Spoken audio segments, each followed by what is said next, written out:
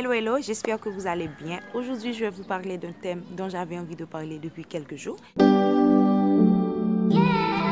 Et j'ai envie de parler de Facebook. J'ai envie de parler de comment je me sens par rapport à ce qui se passe maintenant sur Facebook. Vous savez, moi, j'aime Facebook. Vous savez, c'est l'espace où je peux parler en créole tout le temps. C'est l'espace où je mets des recettes en créole, bien que certaines d'entre vous me reprochent toujours que je ne pense pas à vous qui êtes de ma communauté franco et que je mets toujours des recettes en créole. Mais j'aime Facebook parce que j'aime mettre des choses en créole et que les gens me répondent en créole parce que je pense qu'il y a assez de personnes qui font des vidéos et des recettes en français.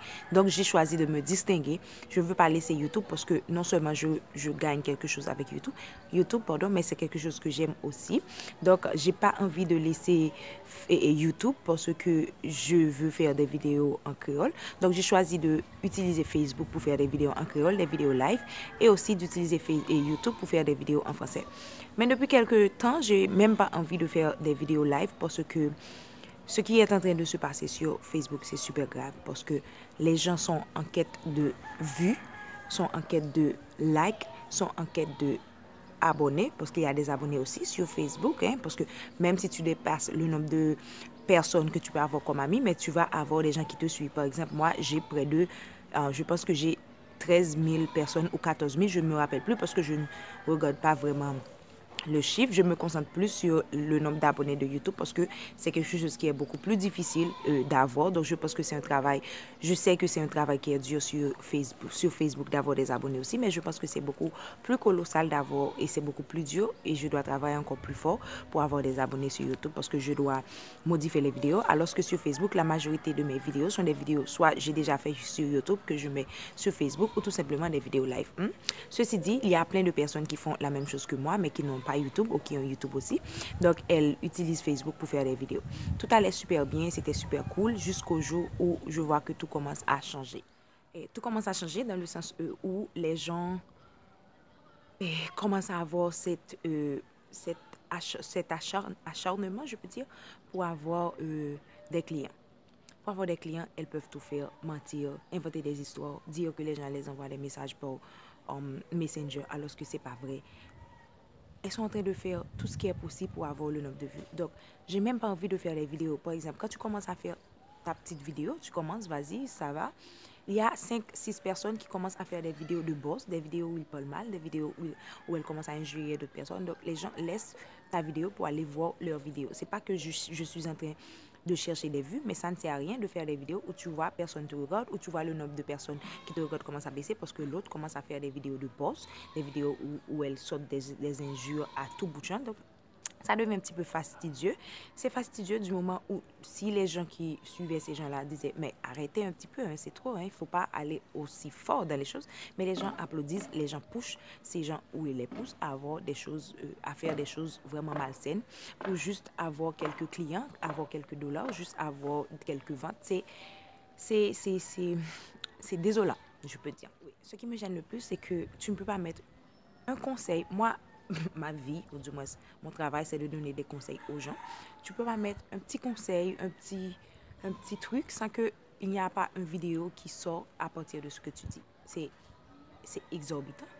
Tu ne peux pas mettre une vidéo où tu dis, les filles, j'aimerais que vous fassiez telle chose au lieu de faire telle chose parce que c'est mieux pour vous, pour qu'il n'y ait pas une vidéo au moins qui parle de ce que tu as dit, une vidéo au moins qui parle de tes posts, une vidéo au moins qui te cherche. Il y a des gens qui sont là seulement pour chercher un bruit avec les autres. Il y a des gens qui sont là juste pour voir ce que les autres mettent sur leur compte pour que elles puissent faire des vidéos. C'est comme si ce sont des gens qui sont à court d'imagination.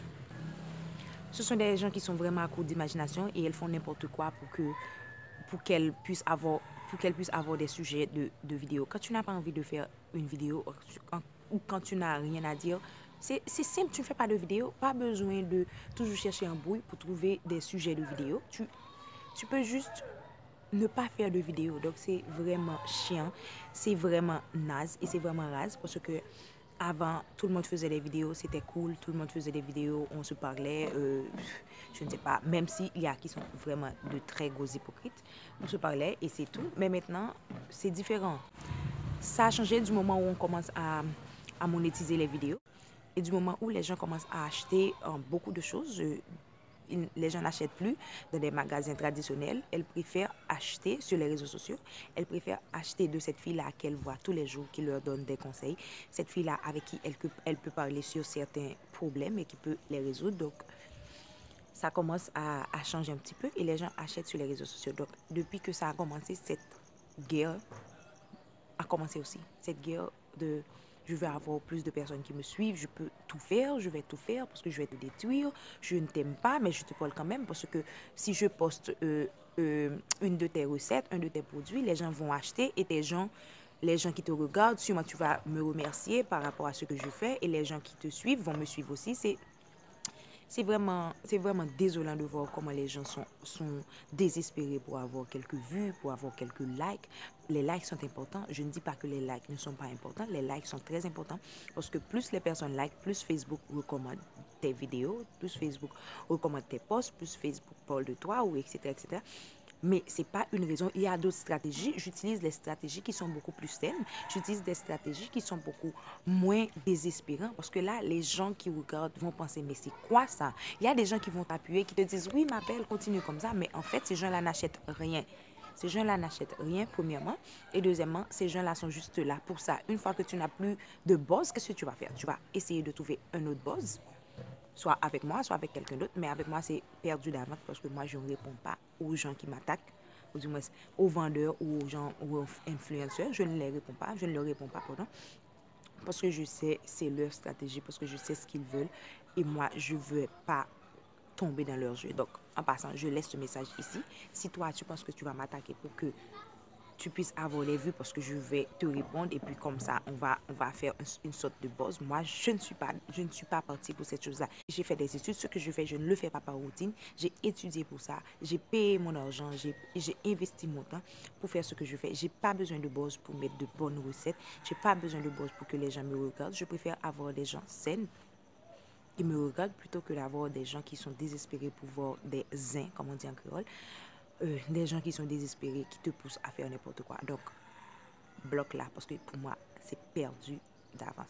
Donc, j'espère que la vidéo vous a plu. Si toutefois vous avez remarqué la même chose, dites-le moi en commentaire. Qu'est-ce que vous pensez? Qu'est-ce que vous pouvez conseiller aux influenceurs de Facebook, la paix ou la guerre, ou je ne sais pas, dites-moi en commentaire. Et surtout, abonnez-vous sur cette chaîne parce qu'il y aura plein d'autres vidéos, des recettes et des trucs de la vie. Et non, je ne vais pas arrêter les vidéos de Facebook. C'est juste que pour l'instant, j'ai envie de prendre un break, de laisser que tout ce flux de guerre passe. Et après, je reviens en force et je vais continuer peut-être demain ou après-demain. Mais pour l'instant, je sens que vraiment, ça ne vaut pas la peine. J'ai pas envie d'être là. J'ai pas envie de faire des vidéos parce que n'importe quoi tu dis que tu puisses dire en ce moment peut être un sujet de guerre parce que tu fais juste des posts où tu fais des conseils et les gens font des vidéos sur ça, donc c'est vraiment désolant. Donc on se voit dans une de mes prochaines vidéos.